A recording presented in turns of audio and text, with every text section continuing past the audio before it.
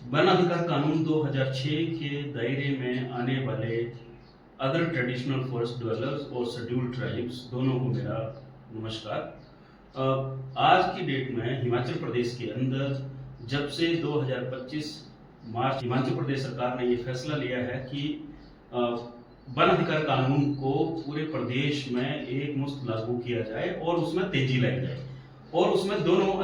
तीनों अधिकारों के बारे में जो चर्चा भी की और जो मंत्री महोदय हैं ट्राइबल के और रेवेन्यू के श्री जगत सिंह नेगी जी, उन्होंने इस कानून को लागू करने के लिए बड़ी वर्कशॉप जो है वो हिमाचल प्रदेश में की, जिससे इस कानून को लागू करने के लिए तेजी लाई गई। ये एक पहल की गई और उसके बाद अप्रैल 2025 में ही एक कैलेंडर निकाला गया जिसमें वन अधिकार कानून के बारे में क्या गतिविधियां होंगी, कैसी गतिविधि होंगी, उसके बारे में पूरी सुचारू रूप से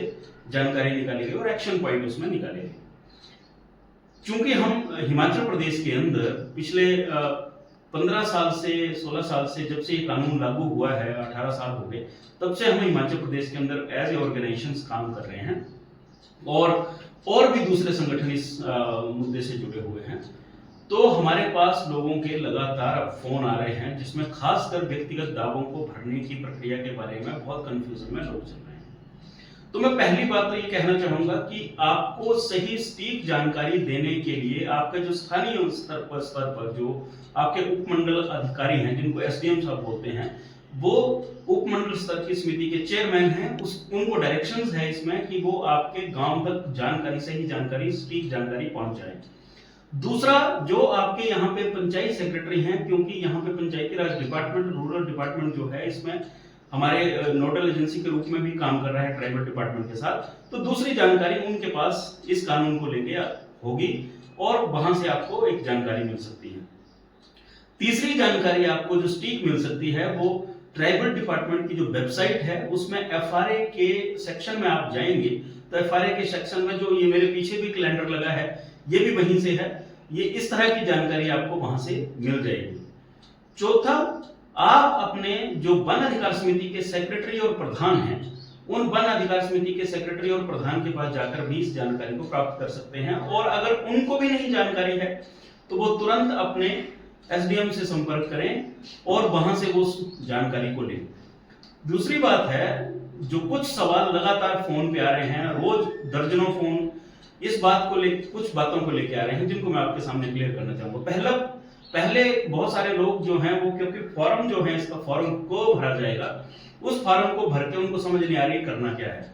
तो इस फॉर्म को भरने से पहले एक प्रक्रिया है जो बहुत महत्वपूर्ण है कानून के अनुरूप, वो है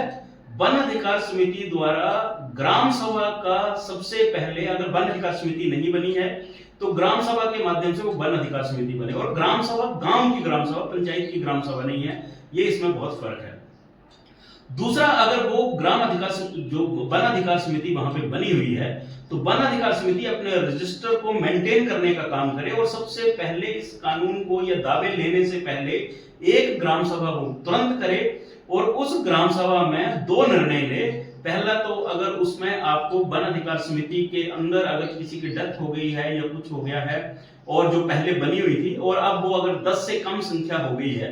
या गलती से 15 से ज्यादा संख्या है उन वन अधिकार समितियों में, तो उसको दुरुस्त करें उस ग्राम सभा में। दूसरा, अगर उसमें महिलाओं का जो मिनिमम उसमें 33% महिलाएं उसमें अनिवार्य हैं, वो अगर नहीं है तो उनको उसमें चयन करें। तीसरा, अगर आपके गांव में शेड्यूल्ड ट्राइब हैं वहां पे, तो उनका उसमें वन अधिकार समिति में प्रतिनिधित्व जो कानून के अनुरूप है उसको सुनिश्चित करें। एक तो प्रस्ताव आप ये डालें। दूसरा प्रस्ताव आप ये डालें कि आपने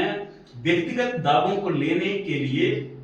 वन अधिकार समिति को अधिकृत किया है और ये व्यक्तिगत दावे जो हैं या सामूहिक दावे जो हैं या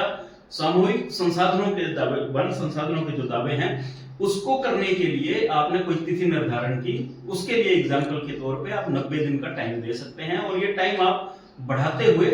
जा सकते हैं, 60 दिन का टाइम दे सकते हैं, फिर उसको बढ़ा सकते हैं 90 दिन के लिए। फिर अगर उसमें भी नहीं होती है तो ग्राम सभा द्वारा करके इस टाइम को आगे बढ़ाया जा सकता है।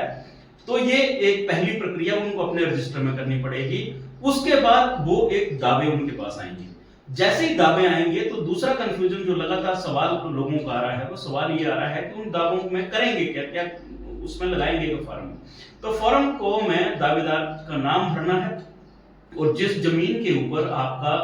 दावा है, चाहे वो घर है, चाहे वो आपका खेती की जमीन है, चाहे वो आपकी पशुशाला है,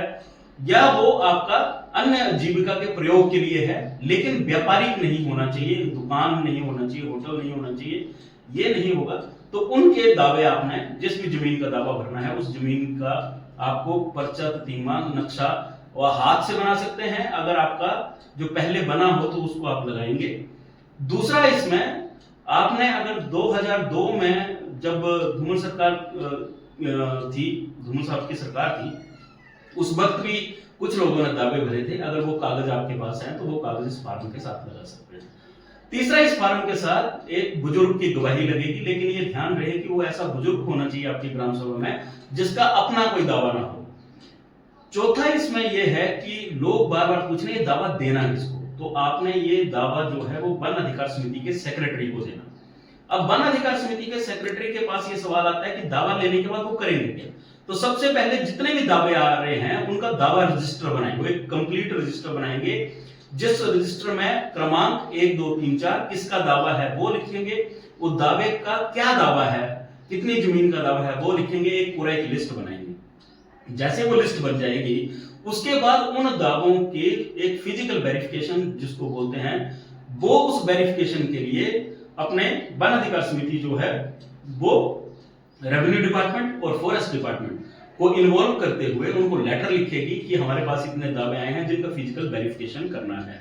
फिजिकल वेरिफिकेशन के लिए पटवारी या गार्ड आपके पास आएंगे और ये फिजिकल वेरिफिकेशन के बाद आपको ग्राम सभा करनी हो और ग्राम सभा में उसको अप्रूव करना है उन दावों को। अगर वो आपको लगता है सही दावे हैं, अगर आपको लगता है गलत दावे हैं, तो ग्राम सभा जो भी फैसला लेगी वो करेगी।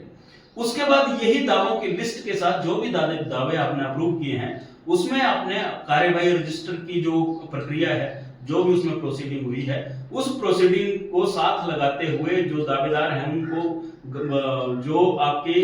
वन अधिकार समिति की जो ग्राम सभा है, उस गांव की जो ग्राम सभा है, उसमें 50% लोगों का मिनिमम जो कोरम है, उस कोरम के साथ आपको ये दावे जो हैं वो उपमंडल स्तर की समिति को व्यक्तिगत रूप में ना देने हैं, बल्कि इसकी जिम्मेदारी देने की जो है वो वन अधिकार समिति के जो सेक्रेटरी और प्रधान है उनकी जिम्मेदारी है, वो दावे वहां पे जमा करवाएं। ये छोटी सी एक प्रक्रिया है जिसको करें तुरंत रूप में। लेकिन मैं फिर भी बार बार बोल रहा हूं,